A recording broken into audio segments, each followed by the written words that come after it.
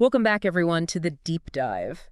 So many of you have been requesting that we do a deep dive into narcissistic relationships. And, Yeah. we always try to deliver on your requests. So I dove in and started doing a bunch of research. Right. And I found this really interesting article by Shaman Jon Rasmussen. Okay.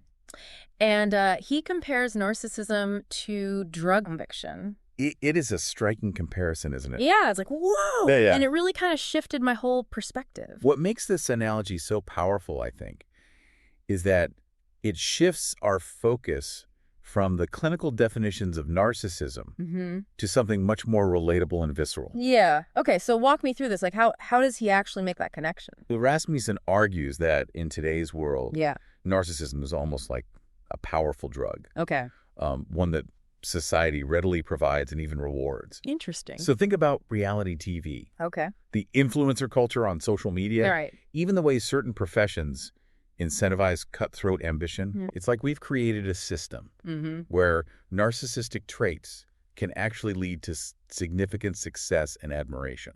It's funny because as you're saying that, I'm thinking about how often I scroll through Instagram Right. and I feel that pang of envy. Yeah. When I see someone else's perfectly curated life. Mm-hmm. It's almost like we're all chasing a little bit of that narcissistic high, Exactly. even if we don't realize it. And that's a key point Rasmussen makes. Okay.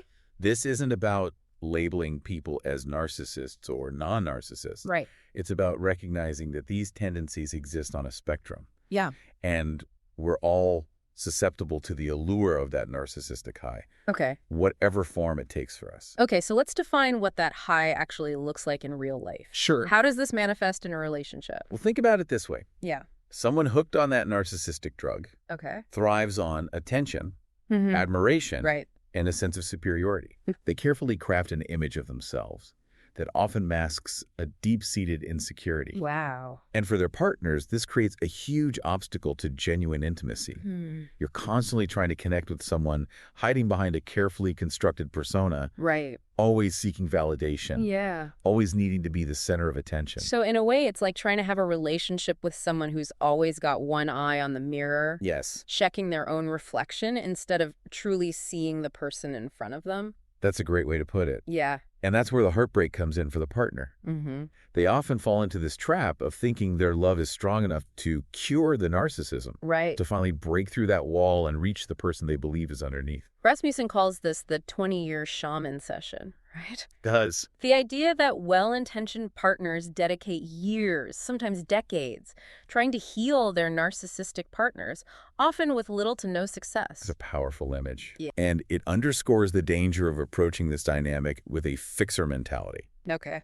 Just like you wouldn't expect someone struggling with substance abuse to simply quit cold turkey without professional support. Right. Expecting a partner to single-handedly fix deeply ingrained narcissistic patterns is unrealistic. Yeah. And frankly, unfair to both parties. So if we're thinking about this through the lens of addiction, what does recovery even look like in this context? That's a great question. Is it even possible? That's where things get really interesting. And it's a question we'll explore more in depth later on. Okay, Yeah. I'm ready. One of the things that I think is so tricky about this is that, especially in the beginning of a relationship, Yeah. it can be really subtle. It's not like someone Right. walks in waving a giant narcissist flag or something. That's absolutely true. And in the early stages, those narcissistic tendencies can be easily mistaken. Right. That confidence, charisma, even ambition Yeah. is part of what makes that initial attraction so strong for many people. Yeah.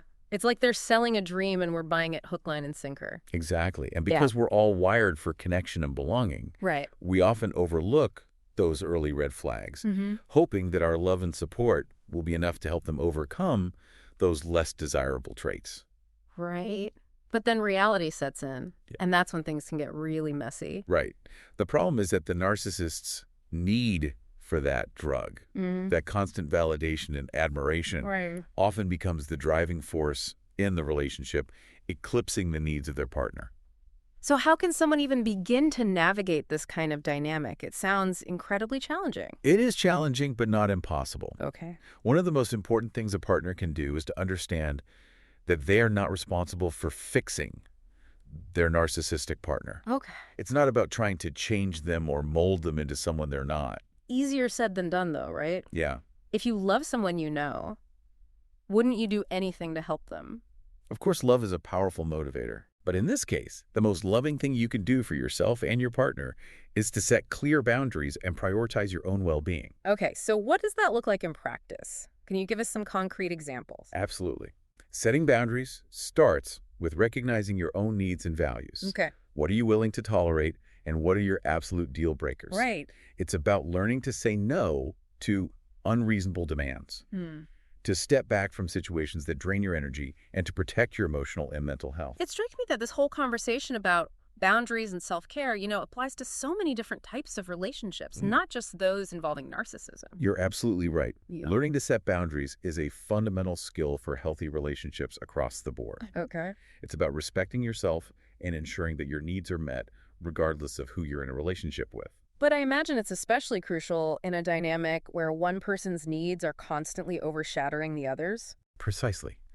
And it's important to remember that setting boundaries isn't about punishing the other person Right. or trying to control them. Yeah. It's about taking ownership of your own experience and creating a space where you can thrive.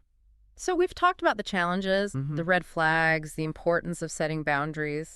But Rasmussen also kind of hints at the possibility of change, right? He does. He doesn't paint a completely hopeless picture. That's right.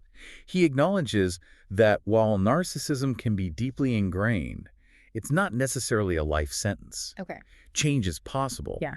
but it requires a specific set of conditions. Like what? What needs to happen for someone to shift out of these deeply ingrained patterns? First and foremost, there needs to be a willingness on the part of the narcissist to acknowledge their behavior and its impact on others.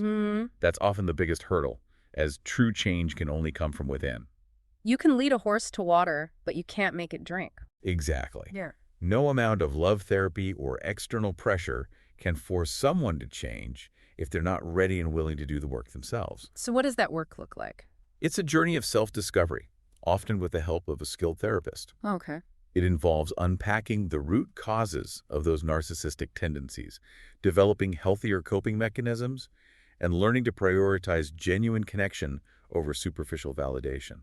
So that sounds like a long and arduous process. It certainly can be. There's no quick fix or magic bullet. Yeah. But for those who are committed to the journey, Right. it could be incredibly transformative. It's almost like they're breaking an addiction to that drug of narcissism and finding a new way to relate to themselves and the world around them. That's a great analogy. It's about replacing those unhealthy patterns with a more authentic way of being, one that's rooted in empathy, vulnerability, and genuine connection. So what can someone do if their partner is showing signs of narcissism, but they haven't reached that point of willingness to change? What advice would you give to someone in that situation? That's a tough one. And it really depends on the individual circumstances. Right. But ultimately, it boils down to making a choice that prioritizes your own well-being. Recognizing that you can't force someone to change, but you can choose how you respond to their behavior and what you're willing to accept in your life. This whole conversation, it's really shifted my perspective. I came into this deep dive thinking about how to navigate other people's narcissism. Right. But now I'm realizing it applies to all of us in a way. The ways we all seek validation and attention Absolutely. in different ways. That's a really insightful observation. Yeah. And it gets to the heart of what Rasmussen is trying to do with this analogy. Okay. He's not trying to demonize people with narcissistic traits. Right. He's trying to highlight how certain aspects of our culture actually feed those tendencies, making them seem normal, even desirable. I think it takes a village, but in this case, the village is kind of complicit in creating the problem. Exactly. Yeah. If we're constantly bombarded with messages that equate success with outward validation, Right. with being the loudest, the richest, the most followed, Yeah. then it's no wonder we all internalize some of those values. So where does that leave us? If we're all swimming in this ocean of narcissistic tendencies, Right. how do we even begin to navigate it in a way that's healthy for ourselves and our relationships? Well, I think it starts with awareness. Okay. The more we understand these dynamics, the Yeah. more we can start to make conscious choices about how we engage with the world. So instead of mindlessly scrolling through social media, Right. comparing ourselves to everyone else's highlight reels, we can choose to be more intentional about the content we consume Exactly. and the messages we internalize. And beyond that, I think it's about cultivating a deeper sense of self-worth Okay. that doesn't rely on external validation. It's about finding fulfillment and genuine connection Yeah, in meaningful work, right. in contributing to something larger than ourselves. That makes sense, but it's a lot easier said than done, right? It is. We're all wired for that dopamine hit of likes and follows. Mm-hmm. It takes a conscious effort to break free from that cycle. It absolutely does. Ooh. But I think the key is to remember that true fulfillment doesn't come from chasing fleeting moments of external validation. Okay. It comes from cultivating a deep and lasting sense of self-love and acceptance. And that's something we all have the power to do, regardless of our circumstances or our past experiences. Exactly. It's an ongoing journey, and it's not always easy, but it's a journey worth taking. Well, this has been an incredibly thought-provoking deep dive. I'm walking away with a whole new understanding of narcissism. I'm glad. Not just as a clinical diagnosis, but as this complex interplay of individual tendencies and societal influences. Absolutely. And more importantly, I feel empowered to make more conscious choices about how I navigate these dynamics in my own life. That's fantastic to hear. Remember, the deep dive is all about giving you new perspectives and tools to navigate the complexities of life and relationships. So take what resonates with you, leave what doesn't, and keep exploring. And for all of you listening, if this conversation has sparked your curiosity, Yes. I encourage you to keep digging deeper. There's a wealth of information out there, and the more we understand these patterns, the better equipped we'll be to create healthier, more fulfilling relationships with ourselves and others. Until next time, keep diving deep,